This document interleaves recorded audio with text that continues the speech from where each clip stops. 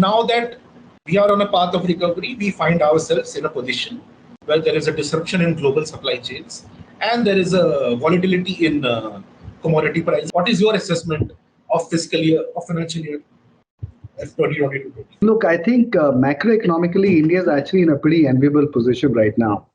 The reason is that we had a lot of structural issues that we have spent time and effort and energy in resolving over the last several years. And we are now at a point where we can reap the benefits of that through, hopefully, over the next several years of rapid growth. There are some, of course, external risks, which are around the Fed increasing interest rates and a lot of the other geopolitical issues that are going on around the world. And therefore, the impact of that on things like commodity prices and oil markets and so on. Now, those are, to my mind, the only potential external risks out there. But as far as the Indian economy is concerned, I think we're in a pretty healthy position. Demand is likely to grow pretty robustly. Corporates are delevered. They're in a position to start investing for creating capacity for the future. And if none of these external risks come to pass, then I would think that we should be well positioned to many years of fairly good growth rates of 6 to 8%. While there is usually no question on that India is going to could register a better growth than other comparable nations. But even by the RBI's own admission, right now the bigger issue is inflation.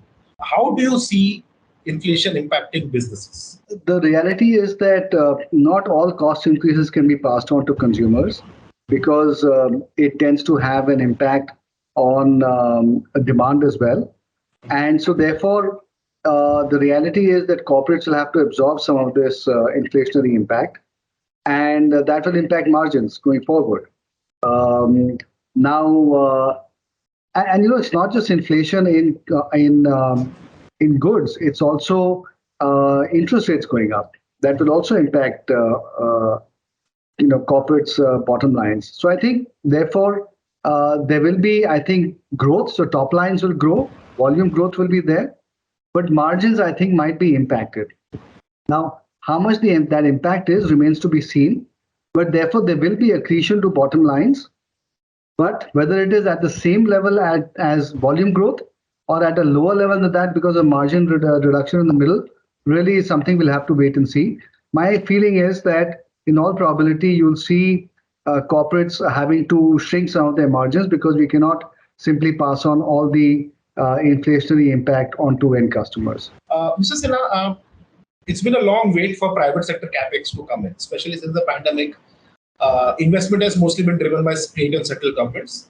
And while there are some signs of a turnaround in private sector capex, by when do you think is it really going to pick up? I think it's already picking up right now. You see the amount of investments happening, certainly in the infrastructure space. It's quite good. There's a lot of capital that is continuing to come into the country. So that is also allowing corporates to leverage their investment capability by raising capital from outside. And then, of course, I don't know the exact numbers at this point for capacity utilizations, but I would hazard a guess and say that we are at this point getting to a situation where excess capacities have been worked through, and therefore, as demand grows, we need to create new capacities. And to me, one of the best examples of that is the power sector, the one that I obviously operate in. You are seeing that demand is growing very robustly, and demand for power only grows if the whole economy is growing. And so, therefore, it's an indicator of that fact. And within the power sector, we need to add capacities, new capacities, very, very rapidly if we are to meet this demand growth. And frankly, we are not being able to do that fast enough.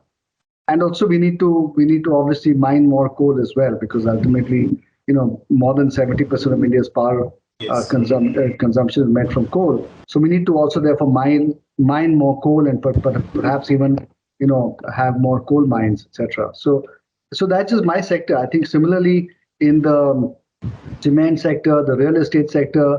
In the real estate sector, you're seeing prices beginning to take up as well. So I think across the board, I think there is demand pickup happening, and that will require more investment. Hospitality, tourism, retail, cinemas, and all. And as you know, these have been the worst hit by the 3 waves of pandemic. and this is the only sector which is struggling to go back to pre-pandemic levels. Now, government has taken some steps, including the emergency credit guarantee scheme and extension and all. Do you think that is enough? And what more do you think can be done to revive this very key sector? Look, I think that you're absolutely right. That sector has been impacted quite significantly. But there's also only so much that the government can do other than to give them outright handouts to allow them to pay their people and to keep surviving and servicing their debts and other issues and so on. I think ultimately we need the economy to pick up. And the good news is that even though right now cases are ticking up a little bit, only a little bit in certain parts of India, the reality is that this is a much milder version of COVID, and economic activity, I think, should carry on. Plus, people are to some extent quite now fatigued with all of this lockdowns and this, that, and the other. So I suspect people are just going to carry on in the normal way, and the number of cases might very well therefore go up. But as long as there's no hospitalizations, it's fine. Now, why am I making such a big deal of this? Because as you rightly said, that this sector that you're talking about, the tourism sector, the travel sector, etc., is impacted by that. But if people go down the normal business, then we'll see massive pent-up demand surfacing.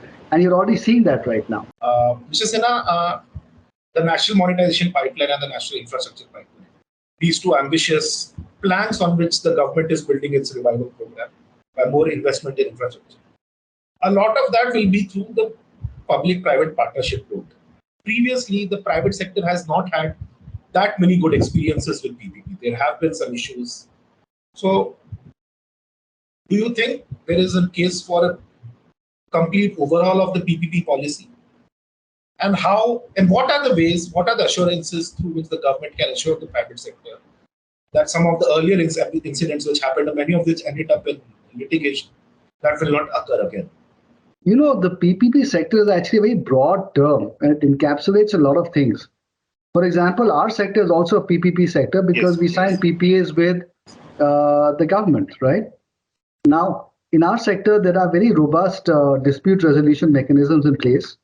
The government is very responsive if we have any problems and tends to really try to resolve the problem with a very constructive approach.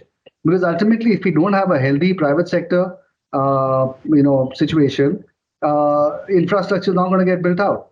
And so therefore, there's no point in, or really, I should say the following: the government has to walk a very fine line between getting people to commit to their contracts and also giving them some degree of leeway to allow them to continue to be healthy for future projects.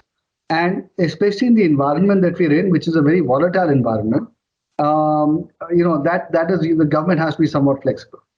I can't speak to some of the other sectors, but I think if the government takes that approach of being flexible when required to be flexible, then I think, a lot of these problems can be dealt with.